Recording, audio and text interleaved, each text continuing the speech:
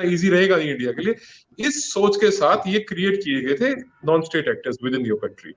अब वो स्थिति तो इंडिया, जैसे आपको मैंने पहले भी कहा था कि इंडिया तो आपके ऊपर अटैक करेगा नहीं, इंडिया ने तो अपने 1000 साल के इतिहास में अटैक किया नहीं। हाँ, आपसे पीओके लेना है, और वो ना सिर्फ मैं कह रहा हूं बल्कि हमारे स्टेट, हमारे कंट्री के बड़े बड़े नेताओं ने कह दिया है, अब तो हमारे होम मिनिस्टर कह चुके हैं कि वो लेना है आपसे, at a time of our own choosing हम वो ले लेंगे आपसे, वक्त आएगा करेंगे।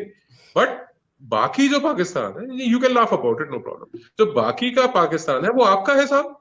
उसको कैसे आपने कंट्रोल करना है, कैसे आपने मैनेज करना है, अपनी पॉपुलेशन को, अपनी आवाम के पेट में दाने आपने कैसे डालने हैं, अपनी आवाम के लिए बिजली, गैस, और ये जो ट्रांसपोर्टेशन है, और ये जो रहने के लिए जगहें हैं, वो आपने कैसे पूरी करनी है, दैट्स योर प्रॉब्लम। वो तो आप लोगों ने देखना है।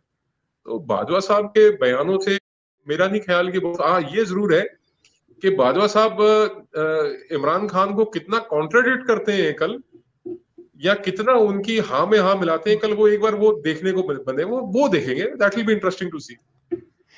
बिल्कुल। लेकिन एक चीज और इमरान खान साहब ने कही कि भारत जो है वो हमें आगे नहीं बढ़ने दे रहा, और वो जो हमें जो भी क्लाइमेट चेंज के हवाले से उन्होंने बात की, उन्होंने फूड क्राइसिस के हवाले से बात की, तो उसमें उनका कहीं ना कहीं ये भी कहना था कि भारत जो है वो चाहता है कि मतलब पाकिस्तान आगे ना बढ़ पाए।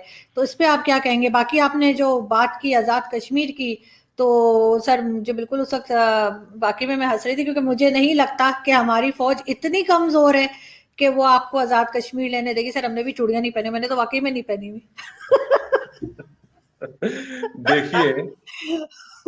देखिए एक था, हमारे राष्ट्र कवि रहे हैं रामधारी सिंह दिनकर।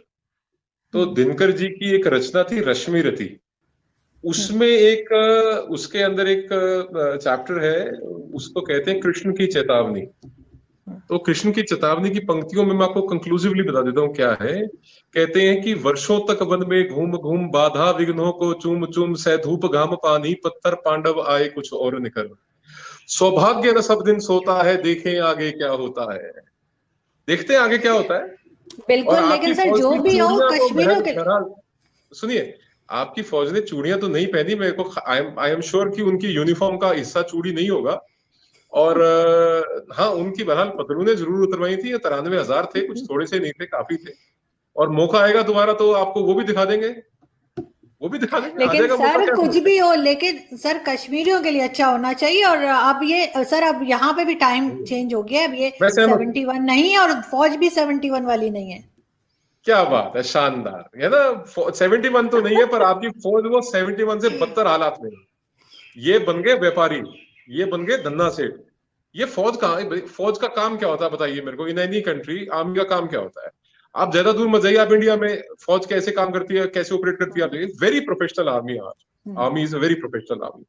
यहाँ पे कोई धंधे, यहाँ पे कोई ये कॉर्नफ्लेक्स डाइपर और ये सैनिटरी नैपकिन नहीं बना रही हमारी फौज, ठीक है ना। हमारी फौज कर रही है अपना काम जो उसको करना चाहिए। और सर ना ही बिजनेस तो कभी हर फौज हमारी फौज करती है ने, सर, सारी दुनिया नहीं की नहीं, कौन कहता है, बिजनेस करते कौन हैं। कहता है? ठीक है, ये थोड़ा कुछ और कर लेते हैं, वो शायद हथियार वगैरह बनाते हैं। मैंने तो यही सुना है कि सारी दुनिया की, may be I am wrong, लेकिन मैंने यही सुना है सारी दुनिया की आर्मी जब रिटायर होते हैं तो कुछ ना कुछ उनका बिजनेस होता है। तो क्या हो गया सर अगर हम थोड़े से डायपर बना लेते हैं और सीमेंट बना लेते हैं? अच्छी बात है ना। ये रिटायरमेंट के बाद, देखिए ये बड़ा सर अब दिलचस्प तो है, पिज्जा भी बात मैं बनाते बताऊं। हैं, पिज्जा भी है हमारे पास, पिज्जा का आइटम भी है। हाँ, वो पापा जॉन है ना आपके, अच्छे। पापा जॉन तो एक ग्लोबल चेन बना रही है, पर वो किस कॉस्ट पे आरजू जी? आपकी हम्म। कौम की कॉस्ट पे। यानी कि एक जर्नैल को आप पोस्ट रिटायरमेंट सेटलमेंट के लिए, और आप एक जर्नैल को इन सर्विस इतना फ्री रन दे देते हैं कि जो आपकी कौम के हिस्से का पैसा है, वो जो पाकिस्तान की सड़क के ऊपर बैठ के गरीब आदमी अपना बच्चा बेचने की कोशिश कर रहा था कि जो बाकी बचे हुए उनका मैं पेट भर लूं, उनकी कॉस्ट पे ये फौज है आपकी। लाख लानत है ऐसी फौज के ऊपर, किसी की जेब काट के, जो आपके बच्चों का, जो आपकी कौम की जो आने वाली पुश्तें, जो नस्लें हैं, उनके हिस्से का पैसा खा के अपने पेट भर रहे हैं, अपनी तिजोरियां भर रहे हैं। ऐसी फौज, ऐसी फौज भगवान ना किसी मुल्क को दे। और रही बात, नहीं। आपने कहा ना कि हमारी फौज, सुनिए, आपने कहा ना हमारी फौज बैठी है, तो मैं आपको बता दूं, आपकी फौज ने तो बहरहाल चुड़ियां नहीं पहनी, पर मेरे को अपनी फौज पे इतना कॉन्फिडेंस है कि जिस दिन पॉलिटिकल विल हुई, जिस दिन इशारा कर दिया गया ना, they will deliver. Our army has delivered. History के अंदर कोई ऐसा कंफ्लिक्ट नहीं रहा जहां पे हमारी आर्मी ने डिलीवर ना किया हो। From the time of the British Indian army till today 2021 तक आर्मी इज वेरी केपेबल। आपने देखा ना चीनी कैसे भागे, देखा ना कैसे भागे। आपकी पाक फौज भी भागती नजर आएगी। पॉलिटिकल विल जिस दिन होगी ना, जिस दिन बंदूकों और तोपा का मुंह आपकी तरफ खुल जाएगा ना, उस दिन भागेंगे।